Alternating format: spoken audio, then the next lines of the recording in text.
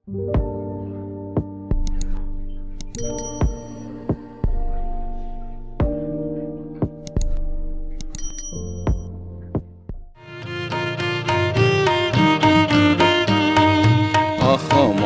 চোতালত ৰ'দ কাছলি কাৰে নোলাৱনি সেন্দুৰী মুখনি জিলে মিলাই।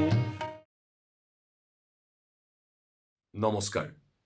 আজি বিশিষ্ট সংগীত শিল্পী দিলীপ শৰ্মাৰ দ্বাদশ মৃত্যুবাৰ্ষিকী। চিৰসেউজ সাংস্কৃতিক সংস্থাৰ তৰফৰ পৰা এইগৰাকী সমাজ দৰদী শিল্পীলৈ আমি যাচিছোঁ সশ্ৰদ্ধ প্ৰণাম। তেওঁ অসমীয়া আধুনিক গীতলৈ এটি মাত্ৰা প্ৰদান কৰিছিল। বিশেষকৈ অসমীয়া গীতৰ ৰোমান্টিক ধাৰাটিক তেখেতে নতুনভাৱে সমৃদ্ধ কৰিছিল। অসমীয়া গীতৰ গণমুখী ধাৰাটিলৈও তেখেতে সতেজতা আনিছিল। দেউতাক ডাক্তৰ দীননাথ শৰ্মাৰ যুগজয়ী আবাহন আলোচনীখনৰ সম্পাদনাত সহযোগ কৰাৰ উপৰিও দীননাথৰ মৃত্যুৰ পিছত কিছুকাল কাকতখন সম্পাদনা কৰি সাংবাদিক হিচাপেও তেখেতে নিজৰ কৃতি থৈ গৈছে। আজি তেওঁৰ কিছু স্মৃতিচাৰণ আৰু লগতে তেওঁৰ সৃষ্ট কেইটামান আধুনিক গীতেৰে আজিৰ এই শ্ৰদ্ধাঞ্জলি অনুষ্ঠানটি সজাব বিচৰা হৈছে। পোনতে আমাক আজি কিছু কথা ক'ব তেখেতৰ সহধৰ্মিনী যশস্বী কণ্ঠশিল্পী সুদক্ষিণা শৰ্মাই। দিলীপ শৰ্মা মানুহজন মোৰ অতি অমায়িক আছিল। তেওঁ সংস্কৃতিবান আছিল। নিজৰ সংস্কৃতিক যিধৰণে তেওঁ সন্মান কৰিছিল, আনৰ সংস্কৃতিক তেওঁ শ্ৰদ্ধা কৰিছিল। মই তেখেতক লগ পাইছিলোঁ ৰেডিঅ' ষ্টেচনত। প্ৰথম যেতিয়া ৰেডিঅ' ষ্টেচন খোলে তেতিয়া তেওঁ কলিকতাৰ পৰা আহে। আহিলে কলিকতাৰ পৰা আহি ইয়াত প্ৰগ্ৰেম যেতিয়া দিয়ে, ৰিহাৰ্চেল হয়, তাত পুৰুষোত্তম দাস থাকে, বীৰেণ ফুকন থাকে, ভূপেন দা থাকে, সৈয়দ আব্দুল মালিক থাকে, এনেকৈ উবেদুল লতিফ, এনেকৈ অতি স্বনামধন্য লোকসকল আছিল তেতিয়া। তেখেতসকলৰ জৰিয়তে সকলোকে পাইছিলোঁ। আহি ৰেডিঅ' ষ্টেচনত ৰিহাৰ্চেল কৰে, কৰি ৰেকৰ্ড কৰি আকৌ কলিকতালৈ গুচি যায়। কাৰণ দিলীপ শৰ্মাৰ দেউতাক, মোৰ শহুৰ দেউতাক, যুগজয়ী আলোচনী আবাহনৰ সম্পাদক স্বৰ্গীয় ডাক্তৰ দীননাথ শৰ্মা। তেওঁ পেছাত ডাক্তৰ আছিলে, কিন্তু কলিকতালৈ গৈ তেওঁ অতি জ্ঞানী এজন মানুহে কৈছিল যে অসমীয়া ভাষাটো বঙালী ভাষাৰ অপভ্ৰংশ। তেওঁ ডিনাই কৰিছিলে দীননাথ শৰ্মাই। ডিনাই কৰি তেওঁ ক'লে, নহয়, অসমীয়া, উৰিয়া আৰু বঙালী এই তিনিটা ভাষাই সংস্কৃতৰ পৰা অপভ্ৰংশ। এই যেতিয়া তেওঁ ডাক্তৰী বিদ্যা নকৰি আবাহন উলিয়ালে, আৰু তাত উৰাবতো থকাকৈ আৱাহন নাম লিখিলে। 1926 চনত এখন পাব্লিছ হ'ল। অতি হট কেকৰ নিচিনা চেল গ'ল। মানুহে সুন্দৰকৈ আঁকোৱালি ল'লে।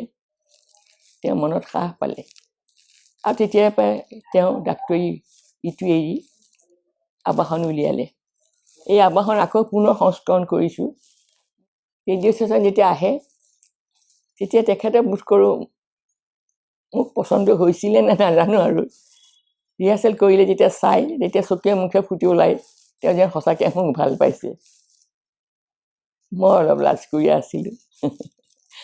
এনেকৈ আমাৰ হ'ল। তাৰপিছত মোৰ নবৌ প্ৰিয়ম হাজৰিকা যেতিয়া আমেৰিকাৰ পৰা আহিলে ভূপেন দাৰ লগত, আহি এবাৰ এখন উৎসৱত ৰবীন্দ্ৰ সংগীত নাচিব লগা হ'ল। কৈছে, দিলীপ, তই কৰিবি, গাবি। ধীৰে ধীৰে বগ উতল হাৱা বুলি এটা গীত আছিলে, ৰবীন্দ্ৰ সংগীত। তেওঁ সেইটোকে নাচিম বুলি ক'লে। তেওঁ যদিও আমেৰিকাত ডাঙৰ হৈছিলে, কিন্তু দেউতাকে সৰুতে তেওঁক শান্তি নিকেতনত থৈছিলে। ইণ্ডিয়ান কালচাৰটো শিকিবৰ কাৰণে তেখেতক নবৌক শান্তি নিকেতনত থৈছিলে। তেওঁ গুজৰাটী আছিল আচলতে। তাৰপিছত গতিকে নাচিম বুলি কওঁতে এখেতে নাচিলে, এওঁ গালে ধীৰে ধীৰে ধীৰে ধীৰে ধীৰে বল হাৱা, এই গীতটি গালে। বগা কাপোৰ এযোৰ পিন্ধি নাচিলে, বগা ফুল লৈ, ইমান ধুনীয়া দেখিছে। নাচটো মানুহে ইমান এপ্ৰিচিয়েট কৰিলে যে বৈ আহি ক'লে মই নহয়, মোৰ দিলীপে ইমান সুন্দৰ গাইছে বুলি এওঁক সাৱটি ধৰি চুমা খাইছে। তেনেকুৱা ধৰণৰ অলপ মানে ইম'চনেল আছিল মানুহগৰাকী। তাৰপিছত অফাৰ যেতিয়া দিলে যে মই I want to marry your sister বুলি ভূপেনদাক ক'লে, ভূপেনদা গৈ পেলাই কলিকতালৈ গ'ল শৰ্মাক লৈ।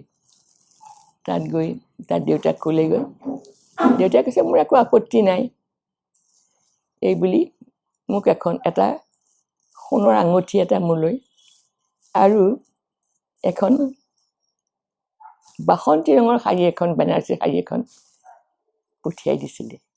এই কথা মোৰ মনত আছে। তাৰপিছত আমাৰ আৰ্যমতে বিয়া হ'ল। আমাৰ আৰ্য পদ্ধতিৰ দিনতে বিয়া হৈছে, হোম পুৰিছে। মোৰ নাম একচুৱেলি কুইন আছিলে, ঘৰত পতা নাম। মোৰ স্কুলৰ নাম আছিলে নিৰুপমা হাজৰিকা। তাৰপিছত জ্যোতিপ্ৰসাদ আগৰৱালাদেৱে কুইনী কৰি দিলে, সৰু বস্তু বোলে এটা। কুইনীকৈ মই জনাজাত হ'লোঁ ৰেডিঅ'ৰ থ্ৰুৱে। তাৰপিছত শৰ্মাই মোক বিয়া কৰা যেতিয়া লৈ গ'ল, তেতিয়া ভূপেনদাই ক'লে দিলীপ তোমাকতো মই একো দিব নোৱাৰিলোঁ, কুইনকে দিলোঁ। আৰু লৈ গৈ কলিকতাত নি মোৰ নাম সুদক্ষিণা কৰিলে। আৰু তেতিয়াই মই সুদক্ষিণা হিচাপেই জনাজাত হ'লোঁ। মোৰ আগৰ নামটো মানুহে পাহৰি গ'ল। এনেকৈ আমাৰ মিলন হৈছিলে। দিলীপ শৰ্মাৰ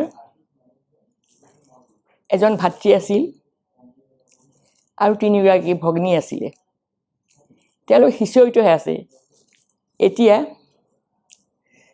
নৰৱেত তেখেতৰ ভায়েক দীপক শৰ্মা থাকে আৰু অৱন্তী ফ্লেটাব হৈছিলে, তেওঁ ঢুকাল। তেওঁৰ 2টা ল'ৰা নৰৱেতে থাকে। আৰু ভনী আৰতি ঠাকুৰে বিয়া কৰাইছিলে চুপ ঠাকুৰ ফেমিলিত বিয়া হৈছিলে, ৰবীন্দ্ৰনাথ ঠাকুৰৰ পৰিয়ালত। তেওঁ আৰ্টিষ্ট আছিল। তেওঁৰো মৃত্যু হৈছে আৰু মোৰ ননদৰো মৃত্যু হৈছে। মোৰ ননদে খুব সুন্দৰ লিখিছিলে। পাঠশালাৰ বামুণকুচিৰ গাঁৱৰ পৰা গৈ তেওঁলোকে যিমান পাৰে অসমীয়া সংস্কৃতিক শিকি যিকণ জানিছিলে সেইখিনি ৰাইজৰ আগত প্ৰচাৰ কৰিবলৈ বিচাৰিছিলে। সেই হিচাপে তেওঁলোকে আছিল। তেতিয়া এঘণ্টীয়াকৈ ৰেডিঅ' এটা প্ৰগ্ৰেম হৈছিলে অসমীয়া। তাত আৰতি শৰ্মা, দিলীপ শৰ্মা সেইসকলেই গাইছিলে। প্ৰথম অসমীয়া কথাছবি জয়মতী কুঁৱৰীত তেখেতে গীত গাইছিলে। আমাৰ জ্যোতিপ্ৰসাদ আগৰৱালাদেৱৰ আমন্ত্ৰণ ক্ৰমে। জ্যোতিপ্ৰসাদ আগৰৱালাদেৱে শৰ্মাক খুব ভাল পাইছিল। তেওঁ শৰ্মাক আৰু আৰতিক একেলগে লুইতৰে পানী যাবিও বৈ, সন্ধিয়া লুইতৰ পানী সোণোৱালী, চহৰে নগৰে ফুৰিবি কৈ, জয়াৰে কিৰীতি দেশে বিদেশে, সাগৰে নগৰে ফুৰিবি কৈ, এই গীতটি গোৱাইছিলে। ৰাইজে খুব সুন্দৰকৈ আঁকোৱালি লৈছিল। আজিও কৰিবলৈ গ'লে সেই গীতটি মানুহে শুনিবলৈ বিচাৰে।